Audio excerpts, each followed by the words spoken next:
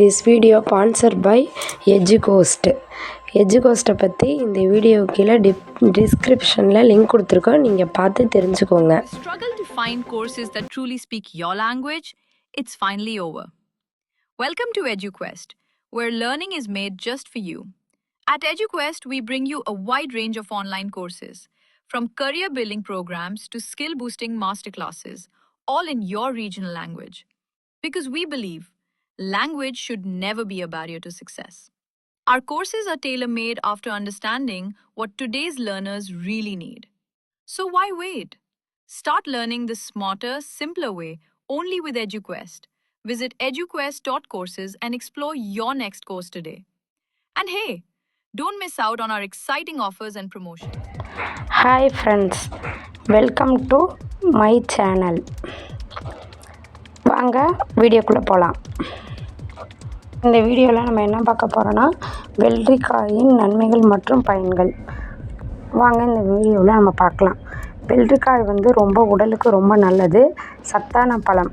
இதில் நீர் சத்து நிறைய இருக்குது, மலச்சிக்கலை தடுக்குது, எடையை குறைக்கிறதுக்கு முக்கியமாக வெள்ளரிக்காய் உதவுது.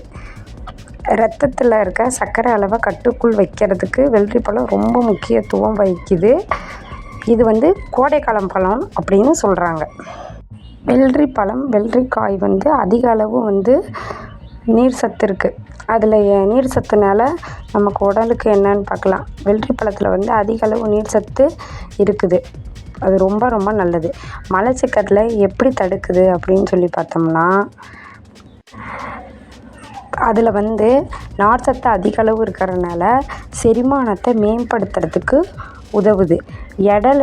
உடல் எடையை குறைக்கிறது எப்படி அப்படின்னு பார்த்தா, நார்ச்சத்து அதிகமாக இருக்கிறதுனால அதிக அளவு கலோரி கம்மியாக இருக்குது, அதனால இது உடல் எடையை குறைக்குது. வெள்ளரி பழத்தில் சர்க்கரையின் அளவை குறைக்குது. அது எப்படின்னு பார்க்கலாம் வாங்க. ரத்தத்தில் இருக்க சர்க்கரை அளவை வெள்ளரி பழம் குறைக்குது அப்படின்னு இருக்குது. அதனால் நீரிழிவு நோய் இருக்கிறவங்களுக்கு வெள்ளரி பழம் ரொம்ப ரொம்ப நல்லது. சருமத்தில் ஈரப்பதத்தை அதிகப்படுத்துறதுக்கு, சரும பொலிவுடன் இருக்கிறதுக்கு வெள்ளரி பழம் ரொம்ப முக்கியமான பங்கு வகிக்கிறது. குளிர்ச்சிக்கு ரொம்ப நல்லது. கோடை காலங்களில் நம்ம உடம்பு சூட்டை தணிக்கிறதுக்கு வெள்ளரி பழம் ரொம்ப முக்கியத்துவம் வகிக்குது. வெள்ளரி பழத்தில் பொட்டாசியம் அதிகமாக இருக்கிறதுனால இது இதய ஆரோக்கியத்திற்கு ரொம்ப நல்லது. சிறுநீரக கற்களை சரி பண்ணுறதுக்கு வெள்ளரி பழம் ரொம்ப முக்கியத்துவம் வகிக்குது. வெள்ளரி விதையில் இருக்கிற சத்துக்கள் சிறுநீரக கற்களை கட்டுக்குள் வைக்குது, வராமல் தடுக்குது அப்படின்னு சொல்லிட்டு ஆயுர்வேதத்தில் சொல்கிறாங்க. அதனால் முடிஞ்ச அளவு எல்லாரும் கோடை காலங்களில் வெள்ளரி பழத்தையோ வெள்ளரிக்காயோ வாங்கி சாப்பிட்றது ரொம்ப ரொம்ப நல்லது. வெள்ளரி பழத்தை பச்சையாகவோ சாலட்டாகவோ எடுத்துக்கிறது ரொம்ப நல்லது. அதுவும் தோலுடன் சாப்பிட்றது ரொம்ப ரொம்ப நல்லது. முடிஞ்ச அளவு எல்லாத்துக்கும் கோடை காலங்களில் வெள்ளரி பழம் கிடச்சதுன்னா வாங்கி சாப்பிட்டு ரொம்ப அதில் இருக்க நன்மைகள், மருத்துவ குணங்கள்.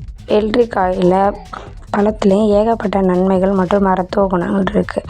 இப்போ பார்த்திங்கன்னா பியூட்டி பார்லரில் பியூட்டிஷியன் ஃபேஷியல் பண்ணதுக்கப்புறம் நம்ம கண்ணுக்கு குளிர்ச்சியாக இருக்கணும் அப்படிங்கிறதுக்காக வெள்ளரிக்காயை ஸ்லைடாக கட் பண்ணி நம்ம கண்ணில் வைப்பாங்க. அது ரொம்ப குளிர்ச்சியை தரும் அப்படின்னு சொல்லிட்டு ஒரு இது இருக்குது. அப்புறம் பார்த்திங்கன்னா வெள்ளரிக்காயை எப்படி சாப்பிட்லான்னா, நமக்கு சேலட் செய்கிறோம்ல, ஏதாவது சேலட் செய்யும்போது அதில் ஒரு சின்ன சின்ன துண்டுகளாக கட் பண்ணி அதில் ஆட் பண்ணி அதோட கலந்து சாப்பிட்டாலும் கொஞ்சம் டேஸ்ட்டாக நல்லாவும் இருக்கும்.